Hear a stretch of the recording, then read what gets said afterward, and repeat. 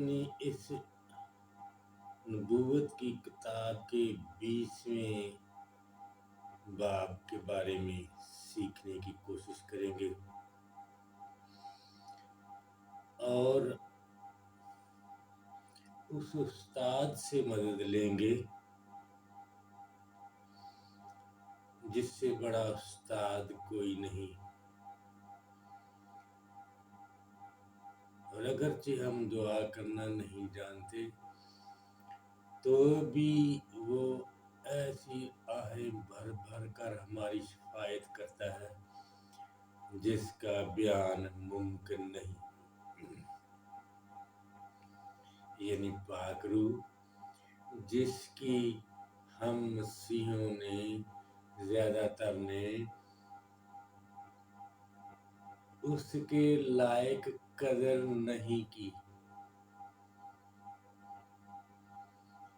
इतनी गहरी बातें, जरूरी बातें हम देखने की कोशिश करेंगे जिसके बारे में हम मसीहों में मुख्तलिफ किस्म के नजरियात और इख्तलाफात भी पाए जाते हैं। जब हम इस 20वें बाब को पढ़ते हैं और इसका तज़किरा करते हैं और ये भी कोशिश करते हैं कि अपने छोटों को समझाएं,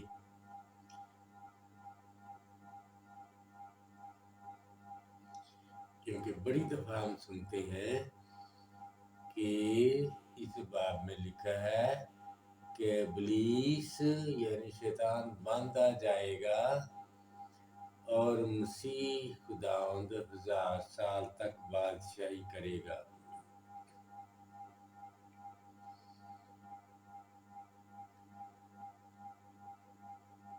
तो यूं लिखा है,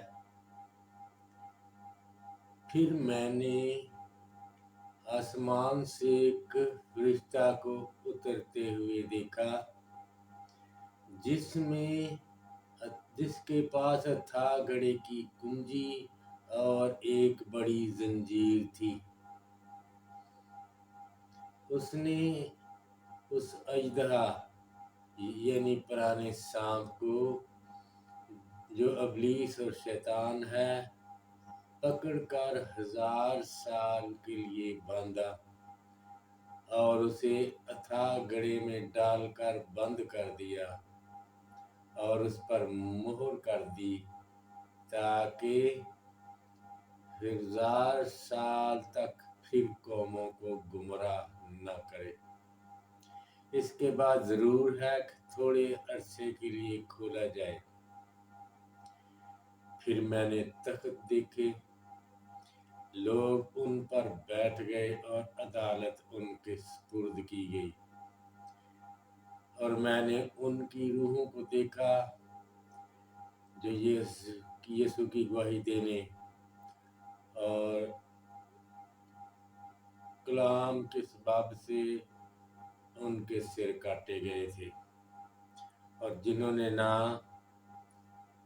उस हैवान की परस्तिश की थी, ना उसके बुत की और ना उसकी छाप अपने हाथों और माथे पर ली थी। वो जिंदा होकर 1000 बरस तक मसीह के साथ बादशाही करते रहे और जब तक 1000 वर्ष पूरे न हुए बाकी मुर्दे जिंदा न किए गए।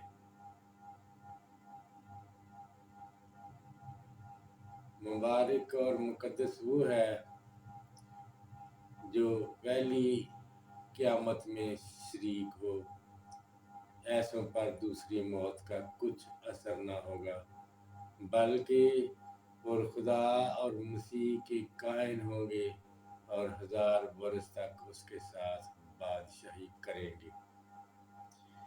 जब 1000 बरस पूरे हो चुकेंगे तो शैतान कैद से छोड़ दिया जाएगा और उन कौमों को जो जमीन के चारों तरफ होंगी यानी जूज और माजूज को गुमराह करके लड़ाई के लिए जमा करने को निकलेगा, और उनकी तादाद समुंदर की रेत के बराबर होगी।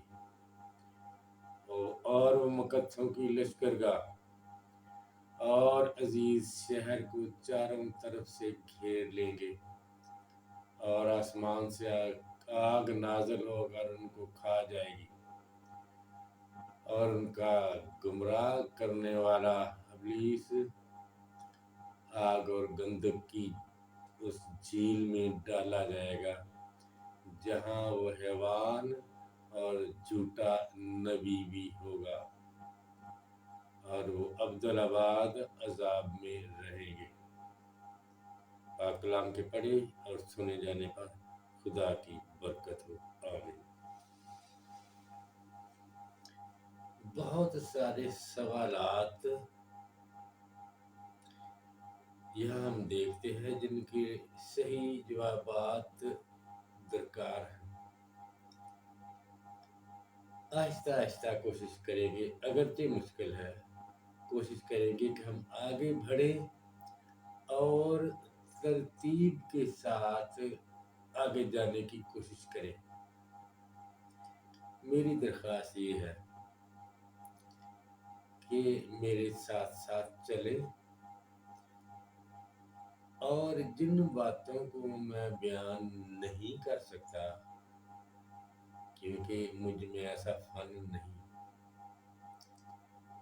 और मैं अच्छा बोलने वाला नहीं, तो आप कोशिश करके वो बात सीखें और समझें जो आपको लगे कि मेरे दिल में है। तो हम देखते हैं, घड़े की बात है, अथाह घड़ा। हमने पिछले अबवाब में देखा है इस घड़े के मुतल्लिक, और हमने कुछ ना कुछ सीखा है कि घड़ा ऐसी जगह है जहाँ तारीकी ही तारीकी है, यानी जो शख्स भी वहाँ है उस के दिलो दिमाग में तारीकी ही तारीकी है, यानी नूर नहीं, यानी सच्चाई नहीं, झूठ ही झूठ है, जिसे समझना भी बड़ा मुश्किल है। मुश्किल इसलिए है क्योंकि हम उसे झूठा कहते हैं। मसीह खुदावंद ने भी 8वें बाब यूहन्ना की इंजील में उसे झूठा कहा है। जब वो कहते हैं, जब वो झूठ बोलता है तो अपनी ही कहता है वो झूठा बल्कि झूठ का बाप है, क्योंकि हम उसके पैरोकार ठहरे। हम भी झूठे ही हैं, क्योंकि झूठ बोलने से नहीं कतराते।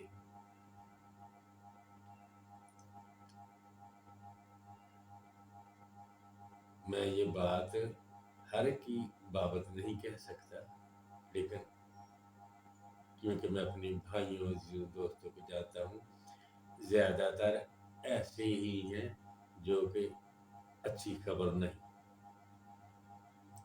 तो वहाँ घड़े में तारीकी है, इसकी बाबत हमने देखा कि जब दो गवाहों की बात हुई 11वें बाब में, तो लिखा है जब वो यानी दोनों गवाह अपनी गवाही दे चुकेंगे तो हैवान अथाह घड़े से निकलकर और उनके साथ लड़कर उन पर गालिब आएगा और उनको कत्ल कर डालेगा। कहाँ से निकलेगा?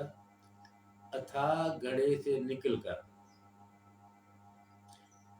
यानी साबित ये हुआ कि जब वो मौजूद थे, दोनों गवाह गवाही दे रहे थे, तो वो हैवान वहां ना था, वहां ना था तो कहाँ था? अथाह घड़े में। यानी उसकी जगह असल में था घड़ा ही है। फिर हम आगे चल के देखते हैं कि 17वें बाब में बड़ा मुश्किल बाब, जहां वो बात करता है कि 7 सिर जो है, 5 हो चुके, एक है, एक अभी आया नहीं। फिर वो कहता है हैवान जो था अब नहीं है, फिर मौजूद होगा और हलाकत में पड़ेगा।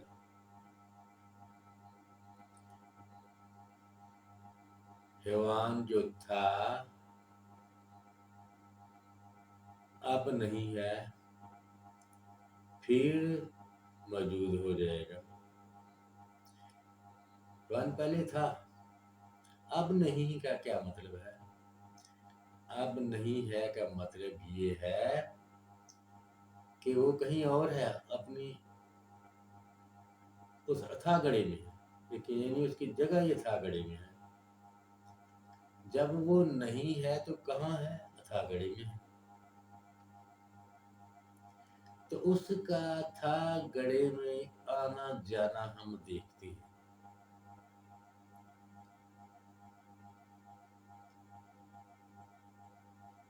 और यहाँ भी फिर इससे पहले हमने देखा कि जब 5वां नरसिंगा फूंका गया तो वो लिखता है कि मैंने आसमान से जमीन पर एक सितारा गिरा हुआ देखा,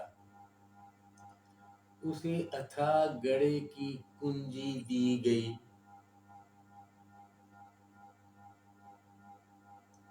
जब उसने अथाह गड़े को खोला तो बड़ी बड़ी भट्टी का सा धुआं उठा, जिससे सूरज और हवा तारीक हो गए और धुएं में से टिड्डियां निकल पड़ी। यानी अथाह घड़ा है, उसको किसी ने खोला है, यानी उसको चाबी दी गई है, कुंजी दी गई है कि इसको खोल ले, यानी उसको इजाजत दी गई है। इजाजत दी गई है तो हम कह सकते हैं कि उसे इख्तियार दिया गया है कि उसको खोले।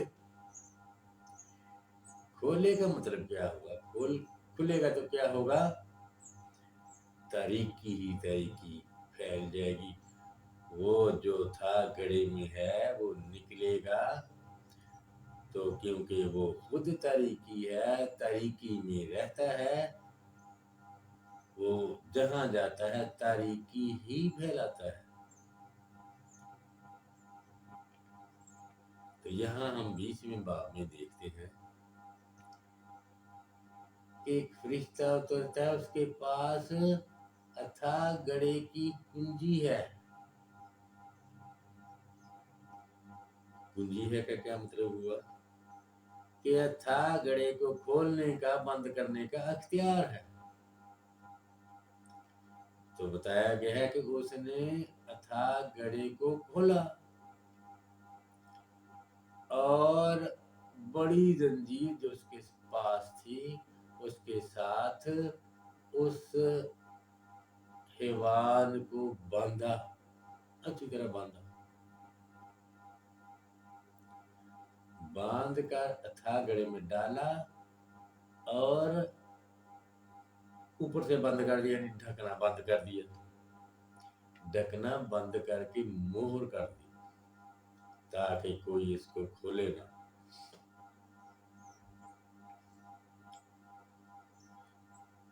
और एक अरसे तक, 1000 बरस तक इसको कोई ना खोले। और फिर बताता है कि जरूर है उसके बाद थोड़े अरसे के लिए खोला जाए, यानी बंद भी कोई करेगा फिर दोबारा इसको खोलेगा भी, इसको छुट्टी भी देगा। यानी यूं लगता है कि किसी का इस पे इख्तियार है पूरा पूरा, किसको जब चाहे बंद करे, जब चाहे खोले। 17वें बाब में यही है कि हैवान जो तूने देखा था अब नहीं है, फिर मौजूद हो जाएगा और हलाकत में पड़ेगा। यानी हलाकत में पड़ेगा क्या मतलब हुआ, फिर घड़े में जाएगा। तो इसका घड़े का खोलने वाला कौन है और बंद करने वाला कौन है? जवाब तो हम यही दे सकते हैं, हम सब के सब मसीही ये देंगे कि खुदावंद ही बंद करता है, खुदावंद ही खोलता है। जैसे फरिश्ता आया, उसने इसको बांधा और फिर बाद में खोलेगा भी। 1000 बरस तक उसने इसको बांधे रखा और उसके बाद उसने थोड़े अरसे के लिए इसको खोल भी दिया कि जाओ अपना काम करो। बड़ा सादा सा लगता है, बहुत सादा इतना नहीं है। ये जवाब ठीक है कि खुदा उनके ताबे ही सब कुछ है, वो भी है। इब्लीस यानी जब कहते हैं कि वो अजदहा यानी पुराना सांप, ये पुराना सांप जब इसका तज़किरा होता है तो क्या मतलब है?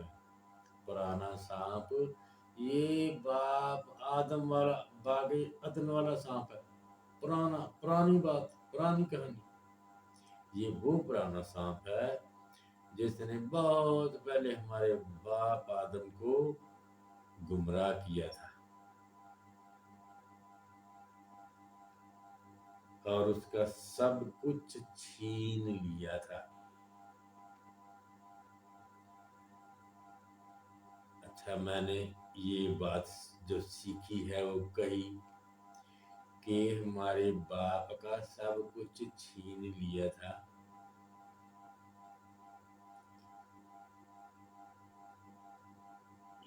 ये बात कर लेते हैं थोड़ी सी, क्योंकि जरूरी है। अगरचे हम उसे समझते हैं, हम उसी बहुत सारे समझते हैं कि हम इस बात को जानते हैं कि बागे अदन में हमारे बाप ने खता की थी, गुनाह हुआ और मरा। हमारा ख्याल है कि हम समझते हैं, लेकिन मुझे यूं लगता है कि पूरी तौर पे या बेहतर तौर पे हम मसीही नहीं समझते। मैं इसलिए नहीं ये बात करता कि मैं अपने किसी भाई को, छोटे या बड़े को, कम उतार कहना चाहता हूँ, नहीं। मेरी ये हरगिज ना आरज़ू है ना ख्वाहिश है, बल्कि मैं ये बात इसलिए करता हूँ कभी कभी कड़वी बात, ताकि हम गौर कर लें। जब तक गौर से पता न चले समझना मुश्किल हो जाता है। खुदा ने कहा था बाप आदम को कि अगर तूने फल खाया तो तू मर जाएगा। इब्लीस ने कहा नहीं मरेगा।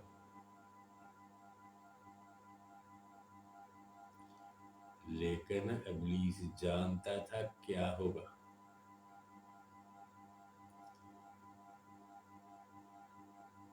तो क्या हुआ कि आदम और उसकी औलाद मरी। लेकिन देखते कि मरी तो ना बाप आदम मरा, ना माँ बाप, बड़े सरबरो साल जीते रहे।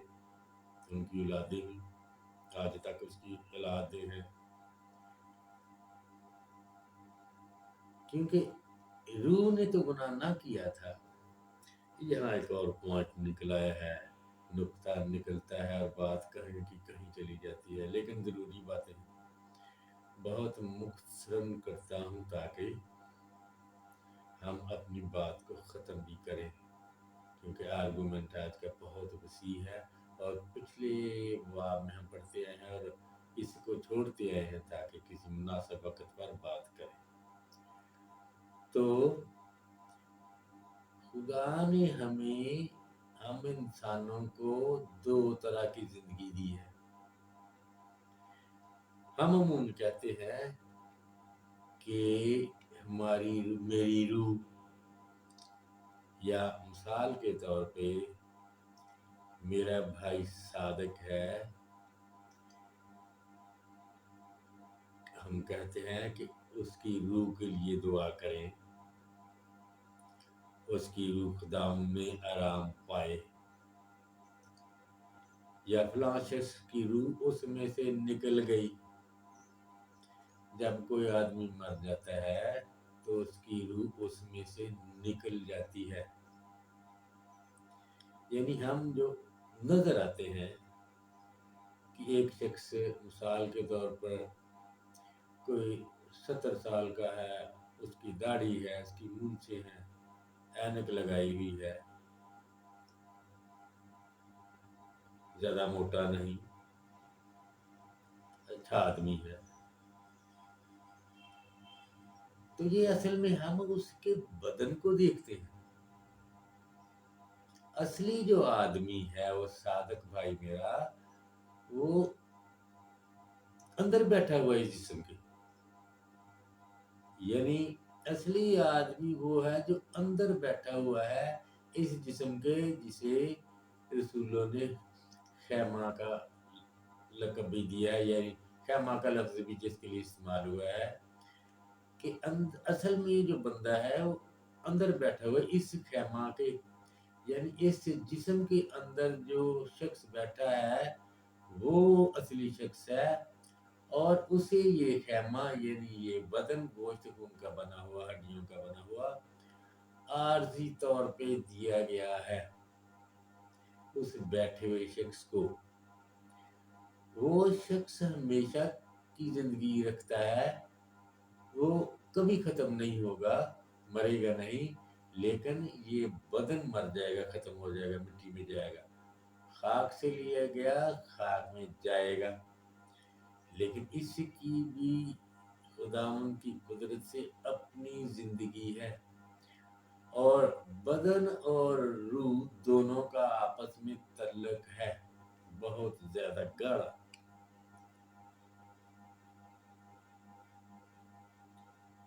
तो रूह को जो अब्दी है, खुदावन ने जिसे बनाया अब तक रहेगी, वो इस जिस्म में, इस क़यामा में बंद है और अपनी मर्जी से निकल नहीं सकती, और इस रूह को इख्तियार है कि वो इस बदन को चलाए, खुदावंद की मर्जी के मुताबिक चलाए। खुदावंद की मंशा, उसका हुक्म यही था कि ये रूह यानी जो शख्स है ये इस बदन को चलाए, इसके जरिए से काम करे, यानी रूह के काम ये बदन करेगा। ये अलग-अलग काम हो सकते हैं, लेकिन अलग कोई बहुत वाज़ेह है नहीं, क्योंकि काम जिस्म ही करता है और उसका असर रूह पे पड़ता है, जिसे हम इंसान कम समझते हैं। बहुत सारे समझते हैं, बहुत सारे नहीं भी समझते, बल्कि ज़्यादातर नहीं समझते। इब्लीस इस बात को बहुत अच्छी तरह समझता था, इसलिए उसने हमारे बाप आदम से बदनी गुनाह कराया, ख्वाहिश उसके दिल में पैदा की जो बुरी ख्वाहिश थी, यानी ऐसी ख्वाहिश जो खुदा के हुक्म के खिलाफ थी। बदन ने गुनाह किया, बदन नाफरमान हुआ, और बदन ही हमेशा के लिए नाफरमान हो गया, और बदन ही ابلیس کا غلام ہوا.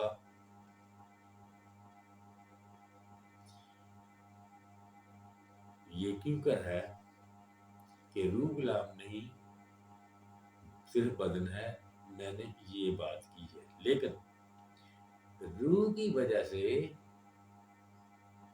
بدن کی وجہ سے روح بھی غلام ہو جاتی ہے جب بدن اتنے زیادہ برے کام کرے، یعنی غیر وفادار رہے خدا کا، اس کا حکم نہ بجا لائے، کرتے کرتے بہت زیادہ ہو جاتا ہے، تو اس کی روح بھی ابلیس کے قبضہ میں آ جاتی ہے، یعنی وہ دونوں پہ حکمرانی کرتا ہے. تو شیطان کیونکہ عقل مند تھا، قدرت والا تھا، اس کو اس بات کی سمجھ تھی کہ اگر روح تو نہیں کرتی خدا کے خلاف کام، بدن کر لے گا تو بات ایک ہی ہو جائے گی. یعنی بدن کے کیے ہوئے کام روح پر اثر انداز ہوں گے، اور روح کی جو پوشاک ہے صاف ستھری نیک کاموں والی وفاداری کی خدا کے ساتھ، سفید پوشاک، وہ میلی ہو جائے گی، گندی ہو جائے گی، داغدار ہو جائے گی. اور ایسا ہی ہوا. ہم نے کاشفہ کی کتاب میں بڑی دفعہ پڑھا ہے کہ یہ پوشاک دی گئی. جب ہم مہروں کی بابت پڑھ رہے تھے تو 5ویں مہر جب اس نے کھولی تو لکھا ہے، تو میں نے قربان گاہ کے نیچے ان کی روحوں کو دیکھا جو خدا کے کلام اور گواہی کے سبب سے مارے گئے تھے. وہ بلند آواز سے بولی، اے مالک، اے قدوس اور برحق، تو کب تک انصاف نہ کرے گا اور زمین کے رہنے والوں سے ہمارے خون کا بدلہ نہ لے گا؟ ان میں سے ہر ایک کو ایک سفید جامہ دیا گیا اور ان سے کہا گیا، اور تھوڑی دیر انتظار کرو جب تک کہ تمہارے بھائیوں کا جو تمہاری طرح قتل ہونے والے شمار پورا نہ ہو لے. ان میں سے ہر ایک کو سفید جامہ دیا گیا. اور پھر ہم دیکھتے ہیں 7ویں باب میں کہ ایک ایسی بڑی بھیڑ جسے کوئی شمار نہیں کر سکتا، سفید پوشاک پہنے خداوند کے تخت کے سامنے کھڑی. یہ بھی سفید پوشاک پہنے، یعنی رشتہ سمجھاتا ہے. یہ سفید پوشاک کیا ہے؟ یہ سفید پوشاک مقدسوں کی راست بازی کے کام ہے. جیسے ہم نے 19ویں باب میں پڑھا کہ آؤ ہم شادمان ہوں اور خوشی منائیں، کیونکہ برا کی شادی آ پہنچی اور اس کی بیوی نے سے اپنے آپ کو تیار کر لیا اور اسے چمکدار صاف مہین کتانی کپڑا پہننے کا اختیار دیا گیا. صاف مہین کتانی کپڑے سے مقدسوں کی راست بازی کے کام مراد ہے. تو یہ لباس تھا ہمارے ماں باپ کا، باپ آدم کا سفید کتانی لباس جو راست بازی وفاداری کا تھا. جب اس نے گناہ کیا بدن کے وسیلے سے تو اس کا یہ روحانی لباس داغدار گندا ہو گیا، جو اس قابل نہ رہا کہ خدا کے سامنے اس گندے لباس کے سامنے حاضر ہو سکے. کیونکہ اتنے بڑے بزرگ کے آگے، بڑے کے آگے گندے لباس پٹے پرانے کے ساتھ جانا بے ادبی ہے، اور کوئی شخص اگر ایسا کرے تو وہ سزا کے لائق ٹھہرتا ہے. جیسے ہم یوحنا کی انجیل کے آخری باب میں بھی دیکھتے ہیں کہ جب مچھلیاں پکڑ رہے تھے تو خداوند جھیل کے کنارے آ کھڑا ہوا اور ان سے کہا، بچوں تمہارے پاس کھانے کو کچھ ہے؟ انہوں نے کہا نہیں. उसने कहा किश्ती की दाहिनी तरफ जाल डालो तो पकड़ोगे।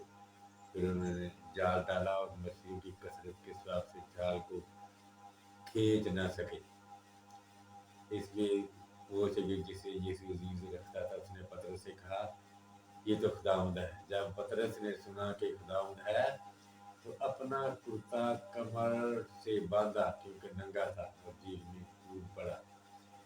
यानी कमर नंगी के साथ पतरस भी खुदावंद के सामने आना नहीं चाहता था, बेअदबी नहीं करना चाहता था।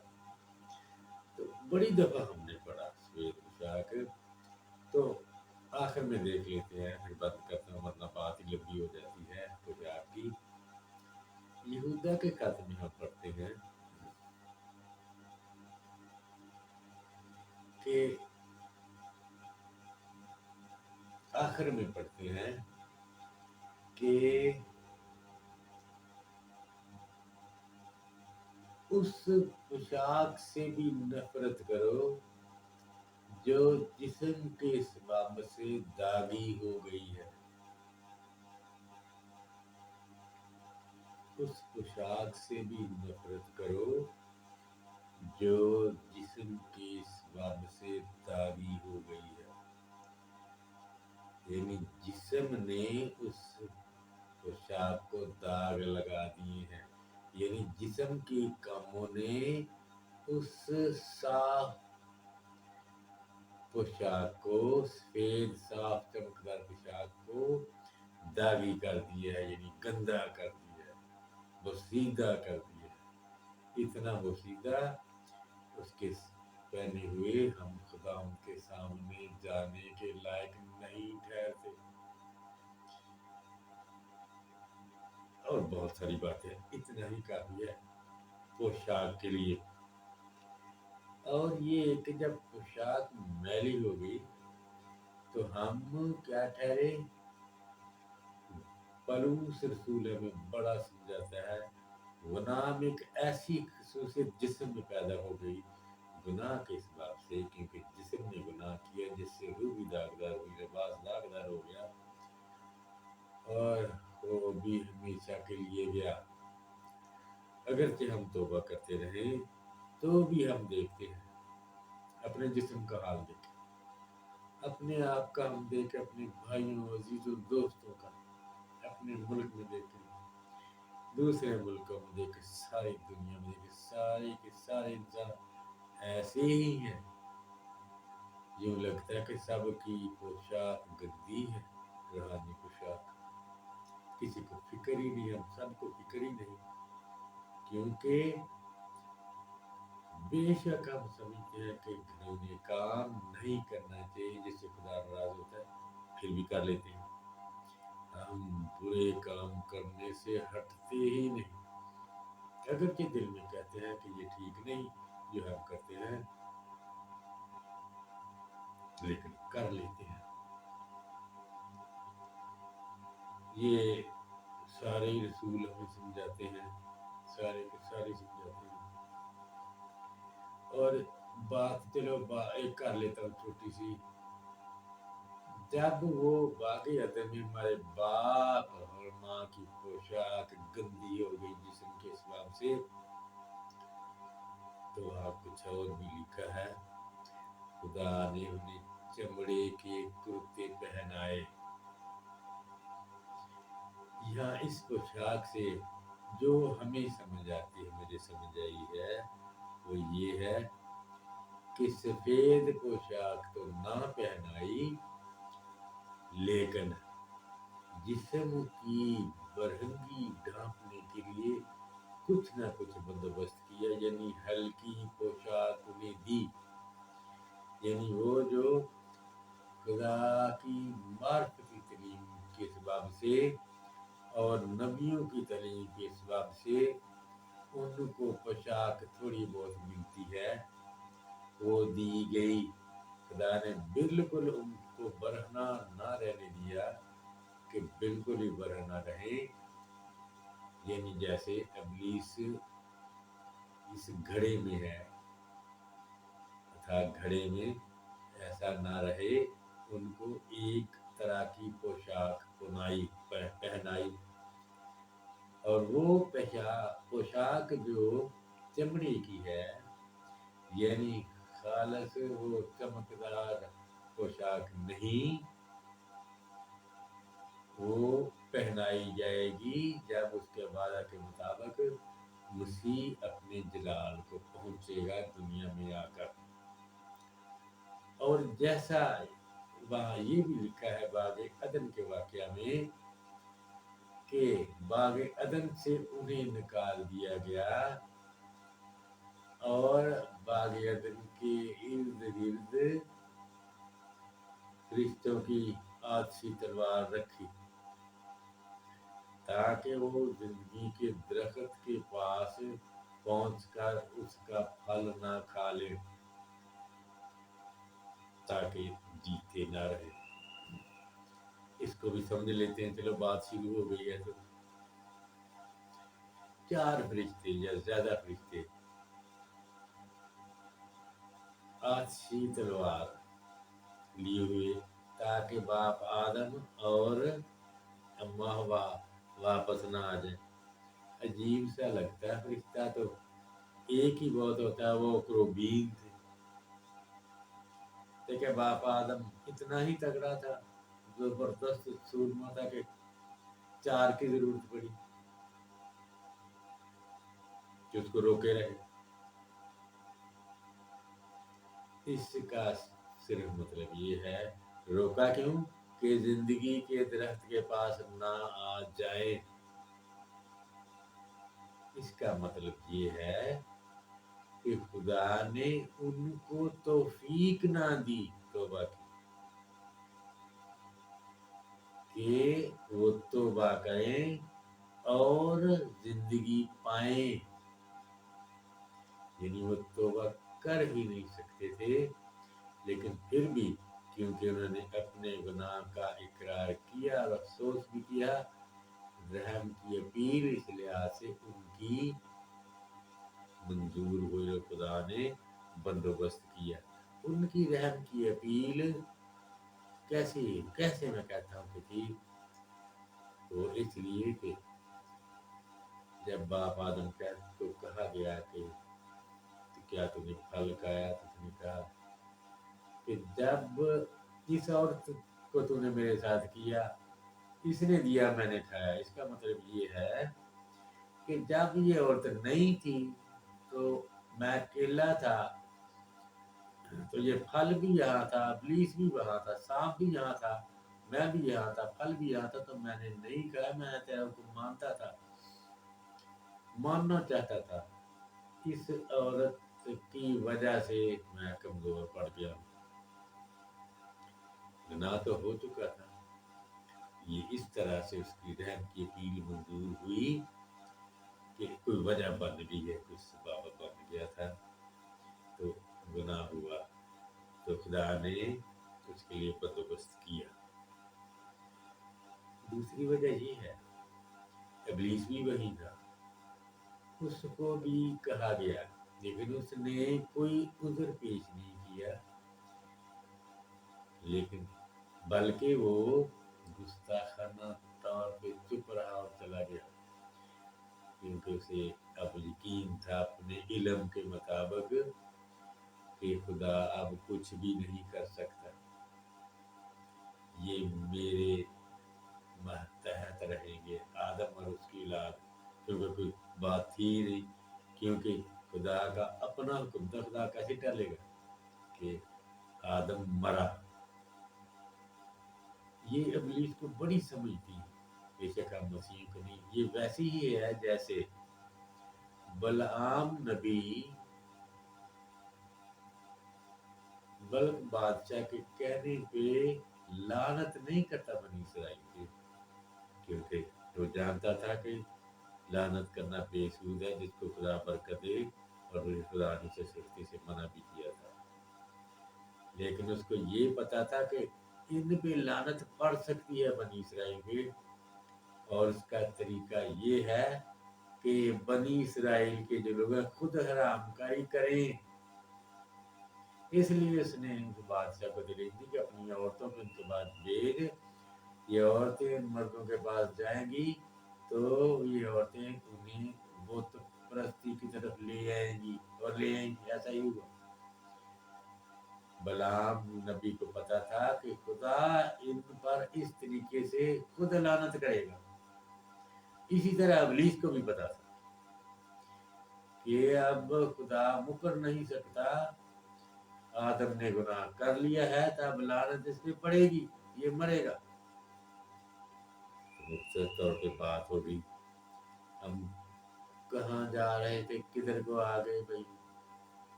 تو بات تھا گھڑیس کی تھی. ابلیس کو اس وقت موقع تھا جیسے آدم نے بھی ایک طرح توبہ کی اپنے گناہ کا اقرار کر کے, ابلیس بھی کر سکتا تھا لیکن اس نے موقع ضائع کر دیا. کیوں کہ اتھا گھڑے میں ہے اور اس کی عقلی طریق ہے, اس کو بالکل ہی توفیق نہیں دی گی تو کہ توبہ کرے. تو پھر وہ توبہ کر ہی نہیں سکتا. یہ نہ سمجھے کہ جیسے ہم کہتے ہیں توبہ کر لیتے ہیں, روز ہی توبہ کرتے ہیں کہ توبہ ایسی ہوتی ہے. توبہ ایسے نہیں ہوتی. وہی توبہ کر سکتا ہے جس کو خدا توفیق دے. خدا جس کو چاہے اس کو توفیق دے, وہی کر سکتا ہے. جس کے لیے بڑے کام بھی کرنے پڑتے ہیں.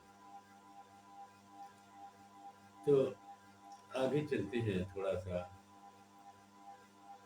تھوڑی بات آج کر لیتے ہیں, پھر بھی کسی وقت کر لیں گے. تو گھڑے کی بابت ہمیں دوسرے رسول کیا کچھ سمجھاتے ہیں, اور پھر گناہ کی بابت کہ ہم اس کے گناہ گار ہونے کے باعث ابلیس کے غلام ہیں, اس کی غلامی سے چھوٹ نہیں سکتی. ہمارا جسم اتنی بری حالت میں ہے کہ ہم بے شک دعائیں کریں, روزے رکھیں, پھر بھی گناہ کرنے سے نہیں ہٹتے. اس کی بابت پولس رسول ہمیں تھوڑا سا سمجھاتے ہیں. رومی کے خاتم 8ویں باب میں لکھتا ہے, میری دانست میں اس دنیا کے دکھ درد اس قابل نہیں کہ اس جلال کے مقابل ہو سکے جو ہم پر ظاہر ہونے والا ہے. کیونکہ مخلوقات کمال کو آرزو سے خدا کے فرزندوں کے ظاہر ہونے کی راہ دیکھتی ہے, اس لیے کہ مخلوقات بطالت کے اختیار میں کر دی گئی تھی, نہ اپنی خوشی سے بلکہ اس کے باعث سے جس نے اس کو اس امید پر بطالت کے اختیار میں کر دیا کہ مخلوقات بھی گناہ کے قبضہ سے چھوٹ کر خدا کے فرزندوں کے جلال کی آزادی میں داخل ہو جائے گی. اس لیے ساری مخلوقات اب تک مل کر کراہتی ہے اور درد ذہ میں بڑی تڑپتی ہے. نہ صرف وہی بلکہ ہم بھی جنہیں روح کے پہلے پھل ملے ہیں, آپ اپنے باطن میں کراہتے ہیں اور لپالک ہونے یعنی بدن کی مخلصی کی ذات دیکھتے ہیں. یہ ہم نے کیوں پڑھا ہے؟ پولس رسول کا خط رومی کا نام 8واں باب, اس میں سے کچھ پولس رسول سمجھاتا ہے کہ ساری کی ساری مخلوقات بطالت کے اختیار میں کر دی گئی تھی, یعنی ابلیس کے اختیار میں.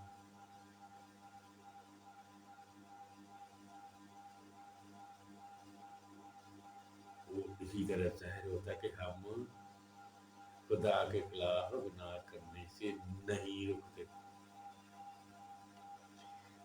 اسی طرح